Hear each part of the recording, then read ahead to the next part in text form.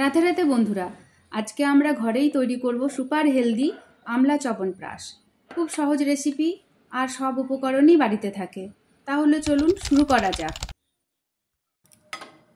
প্রথমে একটা কড়াইয়ে জল বসিয়ে দিতে হবে। জল ফুটে উঠলে তার ওপর একটা স্ট্রেনার বসিয়ে নেব।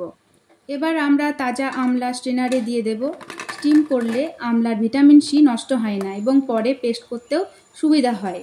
এবার ঢাকনা দিয়ে ঢেকে 10 মিনিট স্টিম হতে দেব। 10 মিনিট পর দেখুন আমলা নরম হয়ে গেছে।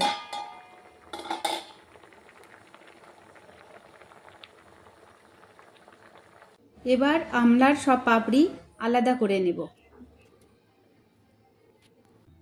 এখন মিক্সারে স্টিম করা আমলার পাপড়ি, সামান্য আদা আর একটু জল দিয়ে স্মুথ পেস্ট করে নেব।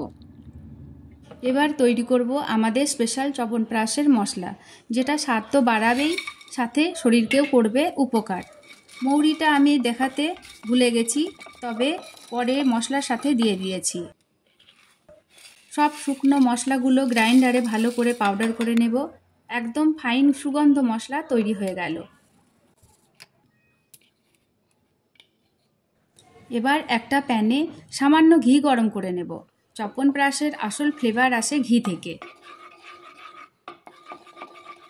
ঘি একটু গরম হলে তাতে আমরা আগে বানানো আমলার পেস্টটা দিয়ে দেব। এবার এর মধ্যে যোগ করব গুড়। চ্যবনপ্রাশের মিষ্টতা ও গাঢ় কালার দুটোই আসে গুড় থেকে। গুড় ভালোভাবে মিশে গেলে এবার দেব আমরা সেই স্পেশাল মশলা পাউডার। এখন মাঝারি আঁচে নাড়তে থাকুন।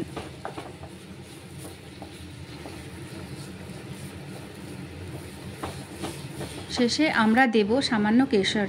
এতে রং আর গন্ধ দুটোই অসাধারণ হয়। আমাদের বাড়িতে তৈরি আমলা চ্যবনপ্রাশ পুরোপুরি প্রাকৃতিক, কোনো কেমিক্যাল ছাড়াই, আর স্বাদেও অতুলনীয়।